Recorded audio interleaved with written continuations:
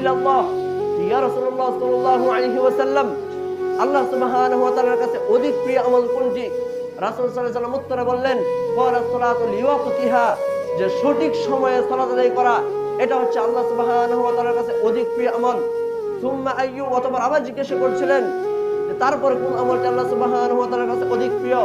রাসূল সাল্লাল্লাহু আলাইহি ওয়াসাল্লাম উত্তরে বলছেন, ক্বালা বিররুল ওয়ালিদাইন, যে পিতামাতার সাথে সৎ আচরণ করা, এটি একটি অন্যতম যে আল্লাহ সুবহানাহু ওয়া তাআলার কাছে অধিক প্রিয় একটি আমল। তৃতীয়ত আবার জিজ্ঞেস করলেন, সুম্মা আইয়ু, তারপরে কোন আমলটি আল্লাহ সুবহানাহু ওয়া তাআলার কাছে অধিক প্রিয় আমল? রাসূল সাল্লাল্লাহু আলাইহি ওয়াসাল্লাম উত্তর বলেছেন, ক্বালা আল জিহাদু ফি সাবিলিল্লাহ, যে আল্লাহর রাস্তায় জিহাদ করা, এটি হচ্ছে আল্লাহ সুবহানাহু ওয়া তাআলার কাছে অধিক প্রিয় একটি আমল।